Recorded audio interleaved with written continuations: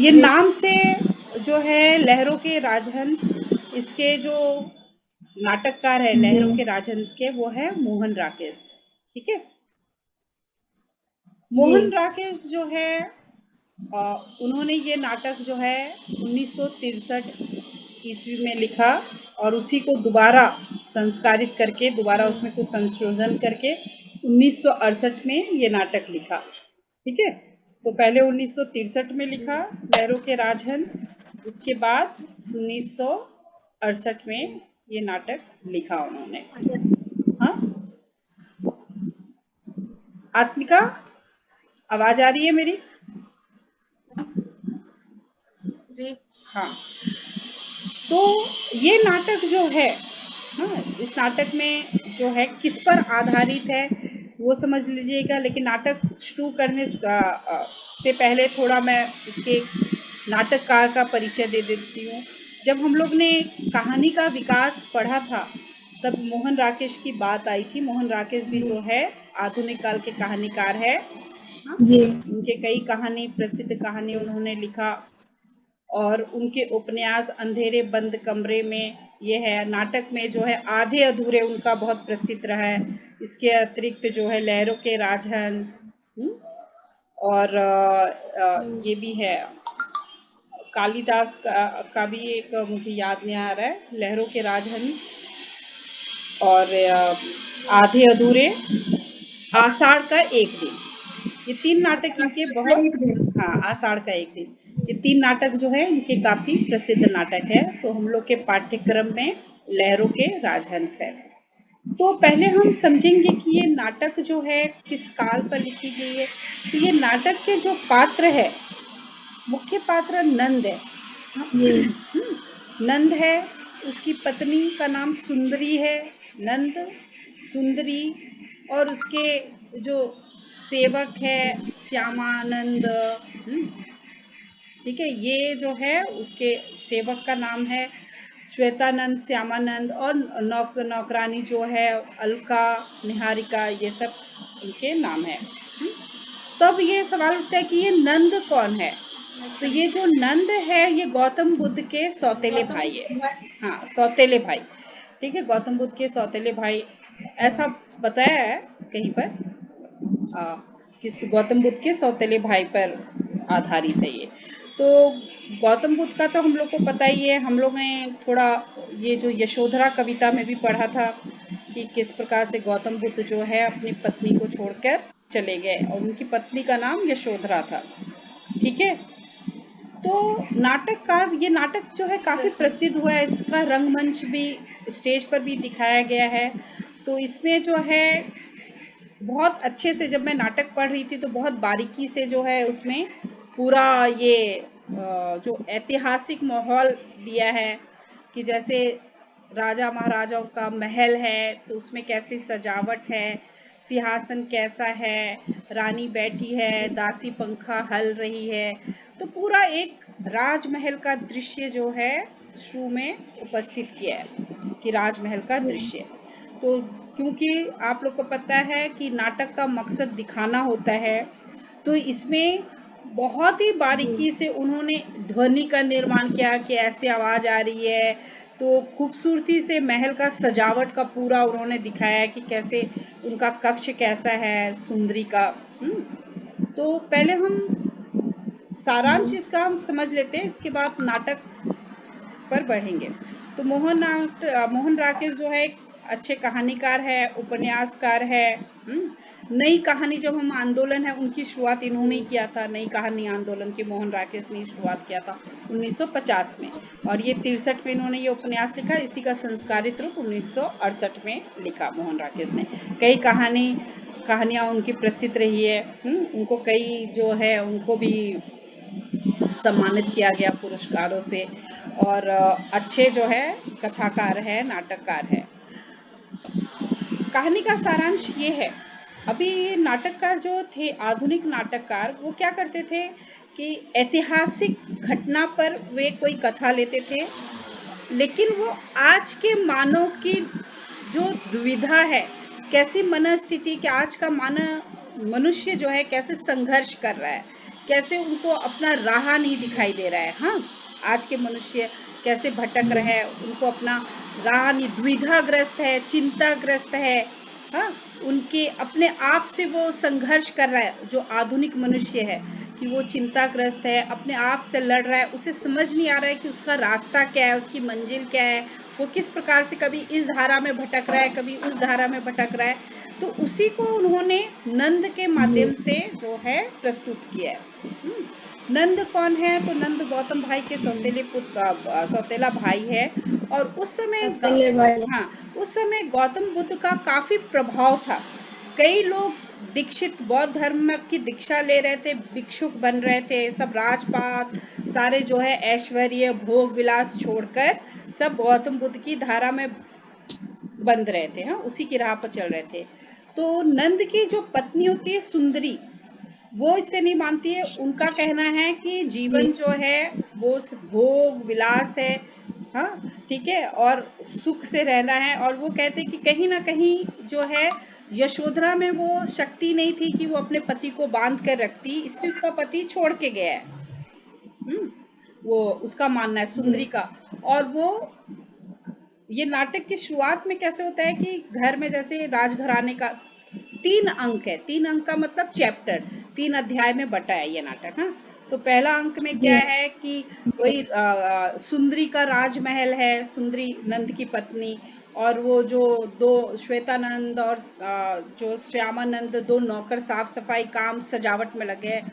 और वो बातचीत कर रहे हैं उनकी बातचीत से कि महारानी ने काम उत्सव का मतलब जो नहीं, आधुनिक युग में पति पत्नी सारे जो है मदिरा पान करेंगे, नृत्य गान, राजा महाराजाओं का जो विलास जीवन था, नाचना गाना ये सब देखना, तो वैसा उसका आयोजन की तैयारी है। जिसमें से वो श्यामानंद नौकर बोलता है कि मुझे अच्छा नहीं लग रहा है कि सुंदरी महारानी ने जो है ये जो है आयोजन किया है, क्योंकि कल ही तो यशोधरा भी ये भिक्षुनी बनने जा रही, मतलब वो भी अपने पति जो गौतम बुद्ध के जो है दीक्षा को ग्रहण कर रही है। तो कल वो ग्रहण कर रही है, जब पूरा राज्य में जो है उनके पथ पर सब चल रहे हैं, ऐसे समय में ये काम उत्सव जो का आयोजन कर रही है। सबको उन्होंने आसपास के राजा महाराजा अपने मित्र सबको आमंत्रित किया है, नृत्य में गान में भोग विलास मदिरा मतलब शराब ये सब पियन जो है। तो ये सब में तो वो दूसरा जो होता है श्वेतानंद, तो वो बोलते हैं कि नहीं, मतलब हमें इससे क्या करना। ठीक है, इतने में वो आ जाती है, राजकुमारी आ जाती है, महारानी आ जाती है। और जो है फिर ये लोग अपने अपने काम में लग जाते हैं। और महारानी जो होती है वो उनको बोलती है कि जाके जो है ना, जो बाहर उद्यान है, बगीचा है, वहाँ सब बैठने का इंतजाम होना चाहिए, सबके आने का इंतजाम होना चाहिए। ठीक है, वो आदेश देती है, सजावट होनी चाहिए, बहुत धूमधाम से ये उत्सव होना चाहिए। इस प्रकार से वो सबको जो है आदेश देती है। और उसकी जो पहले की महारानी लोगों की जो नौकरानी होती है, एक प्रकार से उनकी सखी होती है। ठीक है, तो अलका को लेके वो अपने बगीचे में जाती है। और वहाँ तालाब में हंस के 2 जोड़े होते हैं, पति पत्नी हंस जोड़े होते हैं, वो तैरते हैं। तो वो उसको देखती है और बहुत खुश होती है कि देखो ये हंस भी कैसे मिलजुल के रह रहे हैं, क्या ये गौतम बुद्ध ये हंस को दीक्षा देंगे क्या कि तुम ये सब छोड़ो और आ जाओ मेरे पथ पर। हाँ, तो वो एक व्यंग्य करती है हंस को देख के। ठीक है, तो अब ये जो है इसका शीर्षक भी लहरों के राजहंस, लहरों मतलब जो लहर पर चलने वाले राजघराने का हंस है। तो ये प्रतीकात्मक है, उसका अर्थ जो है आप पूरी नाटक के बाद जो है कैसे हंस से जोड़ते हैं वो है। तो इतने में जो है वो आता है, नंद आता है, उसका पति आता है। राजघराने का नंद आता है और महल में प्रवेश करता है। बहुत वो चिंतित थका हारा आता है। वो पूछती क्या हुआ, तो घटना बताता है कि मैं शिकार करने गया था अपने मित्र के साथ। हाँ, वहां मैंने एक हिरण का बहुत पीछा किया, लेकिन मैं उस हिरण को मार नहीं पाया। उस हिरण का मैंने बहुत पीछा किया, लेकिन मैं उस हिरण को मार नहीं पाया, वो बताता है। और हाँ, मार नहीं पाया, लेकिन जब मैं वापस लौट रहा था तो उसी हिरण को मैंने रास्ते में मृत पाया, मरा हुआ पाया। तो वो बोल रहा है, तो वो बोलती कि अच्छा, यानी कि तुम्हारा बाण उसको लग गया था हिरण को। तो वो बोलता है नहीं, मुझे अफसोस ये है कि मैं उस हिरण को नहीं मार पाया, लेकिन वो थक कर, गर्मी से वो भाग भाग के थक कर मर के रास्ते पर पड़ा रहा। ठीक है। तो इस बात का नंद को, उस मृत हिरण को देखकर उसको बहुत दुख हुआ, और नंद फिर उसके लाश को बोलता है कि वहीं पर हम लोग ने छोड़ दिया, लेकिन कुछ समय के बाद जब हम लोग घूमते हुए आए तो वो लाश भी वहां से गायब थी, और उसको वही चील कौवे सब खा गए। तो उसको बहुत मतलब वितृष्णा से एक होगी जिंदगी से, कि क्या जिंदगी है, कि इंसान मतलब हिरण को देख के कि पूरा वो है और कभी भी मौत आके, और ऐसी मौत। फिर वो उसको सुंदरी बोलती है कि आप भी शिकार करने गए किस बात में, आज हमारे घर में कामोत्सव जो है होने जा रहा है, हाँ बड़े समारोह का आयोजन हो रहा है, तो हमें ये करना है, उसका आयोजन पर ध्यान देना है, और हमें जो है सबका स्वागत में लग जाना है। तो वो उस पर बोलता है कि तुमने ये आयोजन कहाँ किया। उसने बोला मैंने जगह नहीं होगी, मैंने बाहर बगीचे में किया है, वहीं कुर्सी उर्सी सब लगा रहे। तो वो कहता है कि अगर हम राजमहल के अंदर करें तो कहती नहीं बहुत सारे लोग आएंगे, और यहाँ जगह नहीं बचेगी। तो उस पर वो कहता है, कौन कहता है, उसका पति नंद, कि इतने उसका जी हाँ, हाँ वो बोलता है कि क्या इतने लोग आएंगे भी। तो उस पर वो कहती है कि नहीं आएंगे, लेकिन वो कुछ झिझक रहा होता है नंद, और कुछ छिपा भी रहा होता है। तो वो बोलती है आप खुलकर बोलिए कि आप कहना क्या चाहते हैं। तब नंद बताता है कि एक दो अड़ोसी पड़ोसी राजा लोगों ने तो मना कर दिया कि वो नहीं आएंगे ये काम उत्सव में। ठीक है। तो वो थोड़ी दुखी हो जाती है, तो बोलती कि आपको कैसे पता। तो वो बोलता है कि मैं खुद निमंत्रण देने गया। तो वो बोलती कि आप मतलब हाथ जोड़ जोड़ के सबको बुलाने जा रहे हैं क्या। हाँ, उसको उसके अभिमान को ठेस पहुंचता है, कौन, उसकी पत्नी को, कि मैंने ये किया। और ये वो बोला नहीं, मुझे उनका पत्र मिला कि वो लोग नहीं आ रहे हैं, तो इसलिए मैंने सोचा मैं खुद निमंत्रण दूं। तो मुझे अभी 4-5 जगह से ये पता चला कि वो लोग नहीं आ रहे, जो अड़ोसी पड़ोसी राजा है, जो जो भी उनके मित्र जन है। तो वो बोलती कि ठीक है, उनके नहीं आने से क्या नहीं होगा, और बाकी लोग तो आएंगे। तो इतने में उसका मंत्री आता है, और वो भी सूचना देता है कि वो जो रखी है काम उत्सव, उस पे कोई नहीं आ रहा है। तो उससे उसका स्वाभिमान जो है वो बहुत, और उसको कहीं कहीं वो उसको लगता है कि ये गौतम बुद्ध का प्रभाव है। क्योंकि लोग अभी भोग विलास ये सब नहीं, बल्कि वे एक दीक्षा के मार्ग पर चलना चाहते हैं। तो कहीं ना कहीं उसका अहंकार बहुत जो है, उसके अहंकार पर ठेस लगता है। क्योंकि थोड़ी देर पहले ही वो अपने पति को बोलती है कि यशोधरा जो है उसमें वो बात नहीं थी कि उसे वो छोड़ के चला गया गौतम बुद्ध। अगर वो एक पत्नी, सच्ची पत्नी होती, उसमें इतनी रूपवती होती, तो वो छोड़ के जाता ही नहीं। लेकिन आज उसके ही जो है समारोह में कोई नहीं आता है।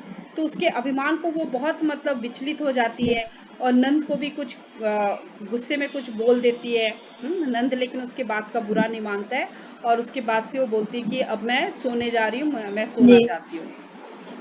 इस तरह से जो है यहीं पर पहला दृश्य जो है वो खत्म हो जाता है, पहला अंक। हाँ, फिर दूसरे अंक में है कि वो नंद से जो है सुबह माफी मांगती है उसकी पत्नी कि मैंने आप पर, आवाज आ रही है ना ठीक से मेरी।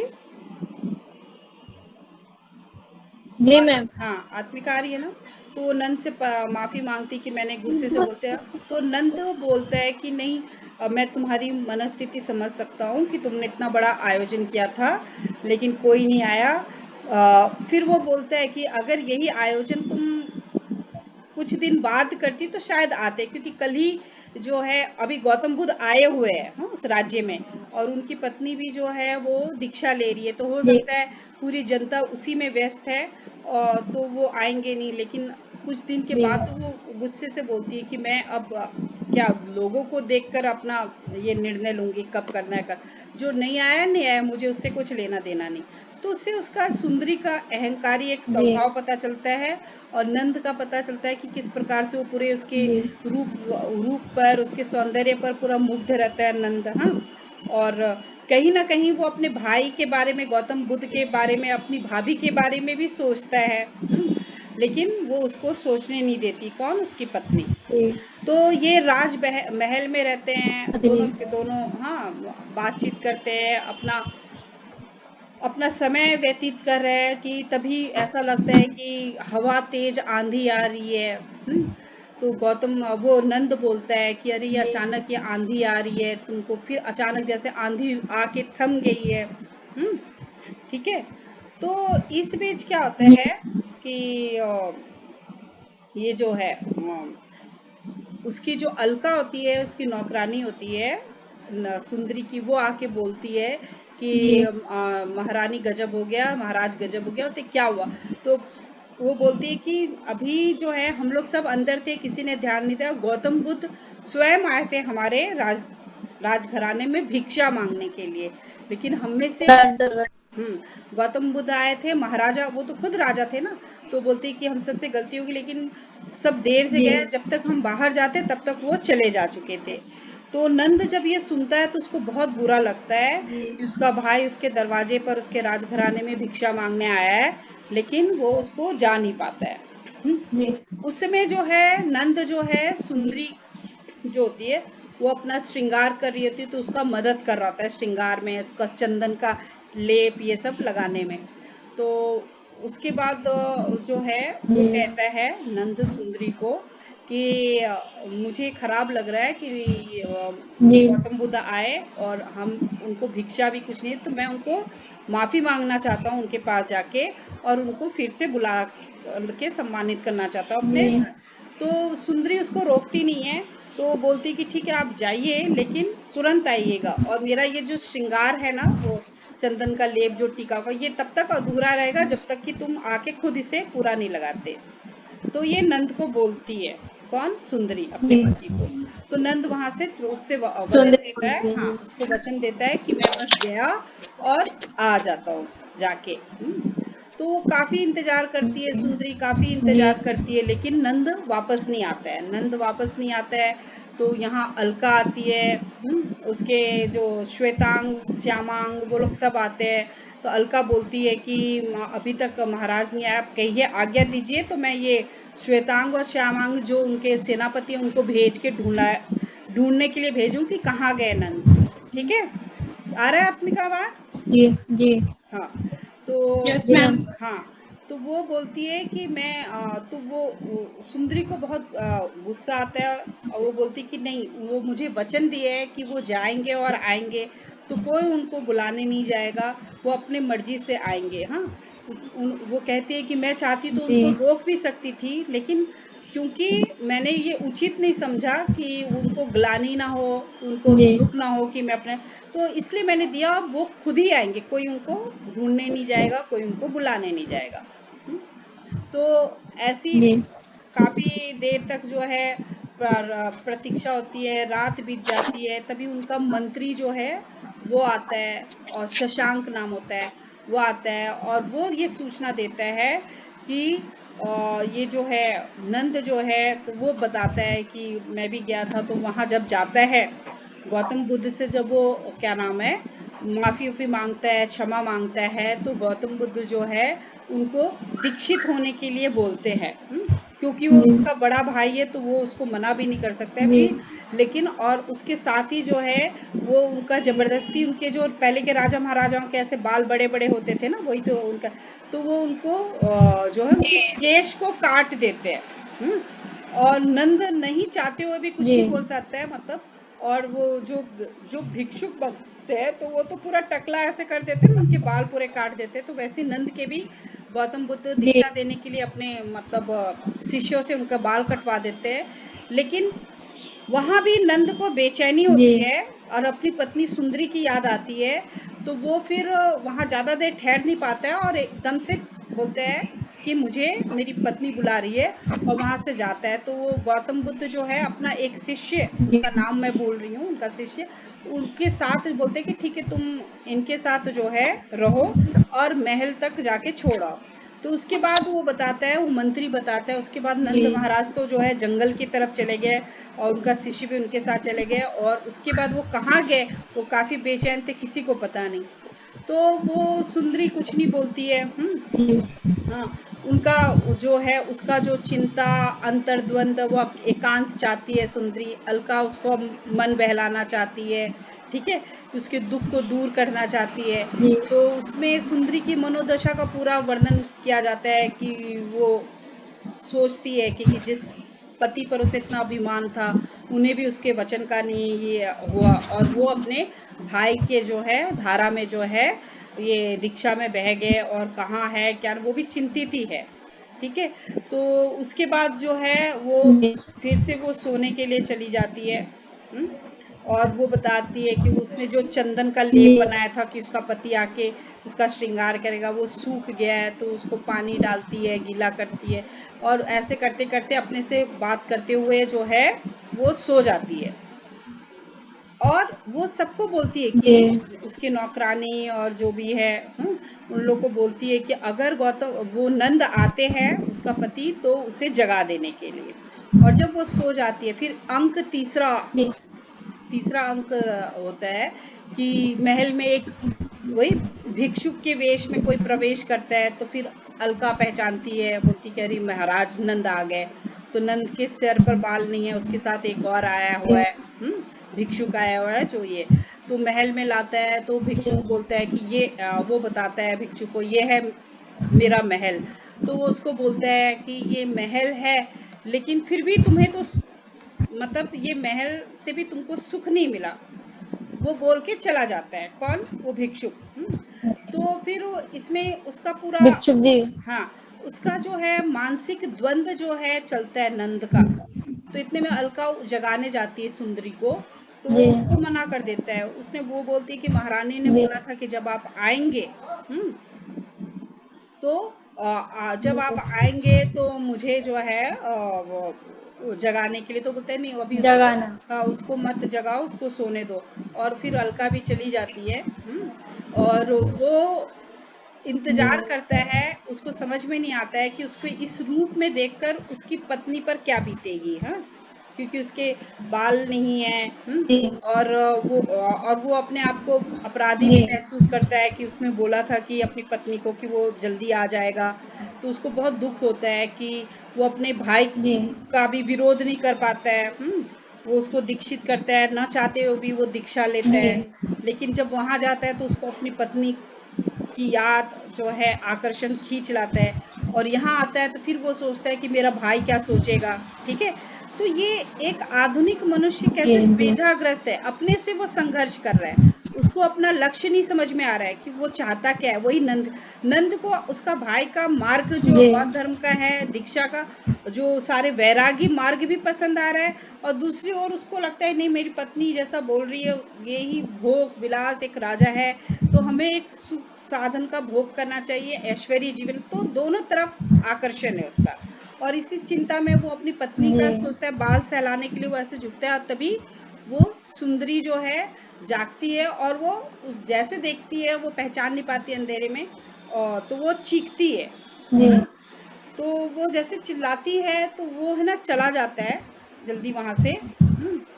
तो वो अलका आती है, हाँ, अलका आती है और वो जी वहां से चला जाता है। अलका आती है तो वो एकदम घबरा, और वो सुनता है। वो सुनता है क्या बात करी उसकी पत्नी।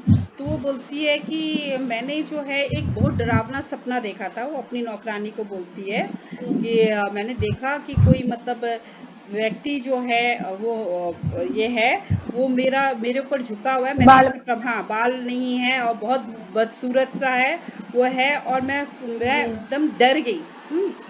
तो वो अलका उसको बोलती है, वो उसको बोलती है अलका कि महारानी वो अभी जो है वो महाराज आ गए हैं। हाँ, वही आए, वही थे, कोई आपने सपना नहीं देखा, ये हकीकत था। तो वो बहुत वो ये जी करती है, वो बोलती नहीं ऐसा नहीं हो सकता, हाँ ऐसा नहीं हो सकता कि वो नंद नहीं हो सकते। वो कुछ ऐसे बोलती है कि ऐसे कैसे ये, तो वो उसको समझाती है कि जी ऐसा ऐसा है। और नंद उसकी बात सुनता है और फिर वो महल छोड़ के तब तक वो चला जाता है सुन के।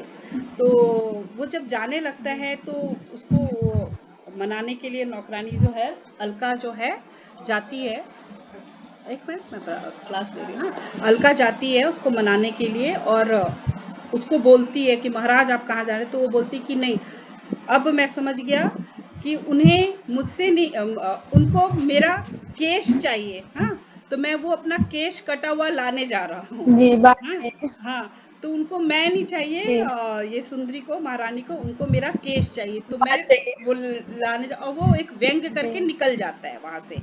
तो फिर वो अलका जाके वो सुंदरी आती, जी किधर गए महाराज किधर गए। तो वो उसको बताती है कि ऐसा जो है महाराज जी कह रहे हैं। तो उसको बहुत और गुस्सा आता है। तो बोलती वो मुझे समझ भी नहीं पाए, बोलती ये पुरुष ऐसे ही होते हैं, पत्नी के जो ठीक से समझते नहीं है और सब उल्टा सीधा सोच लेते हैं करके वो वहीं पर जो है बहुत ये हो जाती है।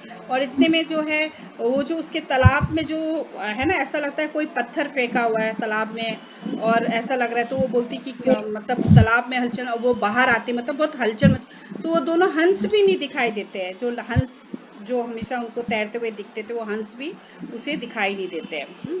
तो इस पर जो है वो कहती कि ये दोनों हंस कहाँ गए।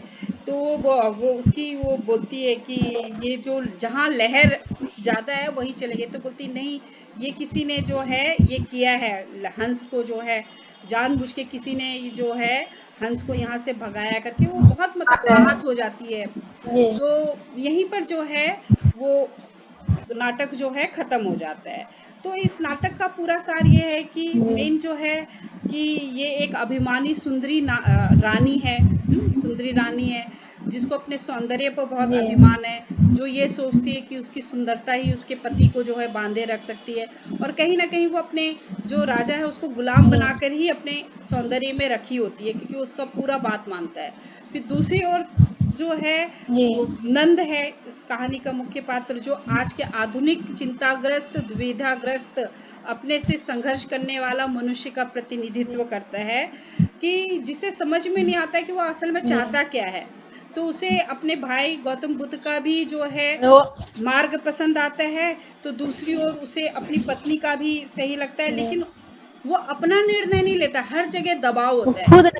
हाँ, यहाँ उसकी पत्नी खुद उस नहीं सोचता। हाँ हाँ, यहाँ उसकी पत्नी उसे दबाव डालती है, वहां वो ना चाहते हुए भी उसका जबरदस्ती बाल काटता है, लेकिन अंत में वो गौतम बुद्ध के भी पास नहीं जाता है। तो उसे ऐसा लगता है कि वो खुद अपना निर्णय लेगा, तो इसलिए वो बहुत वो निकल जाता है। तो ना बुद्ध के पास जाता है, ना वो दीक्षित मतलब वापस वहां दीक्षा लेने, और ना ही वो राजपाट। अब वो अपना जिंदगी खुद जीने के लिए जो है निकल जाता है। तो यही जो है कि जिस प्रकार से लहरों के अब राजहंस शीर्षक क्यों रखा, तो जैसे लहर की धारा जहां बहती है और हंस उसी मार्ग के चले जाती है, वैसे ही जिस धारा में प्रचार जहां जैसे माहौल है उसी धारा में कैसे इंसान बह जाता है। तो ये नाटक रखा हुआ है। तो पूरे नाटक जो है बहुत आप लोग पढ़िएगा। जो मैं तो डाउनलोड की, मुझे किताब तो मिला नहीं, तो जब मैं पढ़ रही थी तो मुझे ऐसा लग रहा था कि जैसे आंखों के सामने पूरा दृश्य ही है, बहुत अच्छा से वर्णन किया, एक एक पूरा पंखे चल रहे हैं, तो मत्स्य सिंहासन, मछली का सिंहासन बना, तो ऐसा लग रहा कि आंखों मतलब लगा कि हाँ ये प्रेमचंद, मोहन राकेश, ये सब हाँ आंखों के आगे पूरा दिखने लगा। सुंदरी, नंद, ये सब अच्छा पूरा लगा। अब ये देखिए प्रत्यक्ष रूप से तो इसमें दो ही है पात्र, नंद और सुंदरी, और गौण रूप से जो है कोई उनके नौकर चाकर हो गए, मंत्री हो गए। गौतम बुद्ध और यशोधरा को दिखाया नहीं जाता, केवल बातचीत से बताया जाता है। हाँ? उनका कोई प्रत्यक्ष दृश्य नहीं होता है कि वो उन जो आपस में बातचीत होती है उसी में बताया जाता है कि कैसे जो है यशोधरा जो है दीक्षा लेने जा रही है। फिर गौतम बुद्ध के यहाँ क्या हुआ वो भी मंत्री व्याख्या करते हैं, अब उसमें दिखाया नहीं जाता है। तो नाटक की कई बार ऐसी है कि देखिए पूरा स्टेज पर महल का ही सीन है, पूरा दृश्य महल का है, उस दृश्य में ही सारी घटना घटती है, और उस महल के बाहर जो घटना घट रही है उसे बातचीत के द्वारा बताया जा रहा है। तो यही नाटक की खासियत होती है कि वहाँ पात्र आपस में बातचीत करके दूसरी घटना, जैसे वो शिकार खेलने गया तो दिखाया नहीं ना कि हिरन मर गया, तो वो अपने बातचीत से बताता है। इसी प्रकार मंत्री भी नाटक की यही है कि कई दृश्य जिसे नहीं दिखाया जा सकता उसे बातचीत के द्वारा पात्रों के उसे प्रस्तुत किया जाता है। ठीक है, आत्मिका आप हो या चली गई? है। हाँ, तो आ गया ये लहरों के राजहंस नाटक।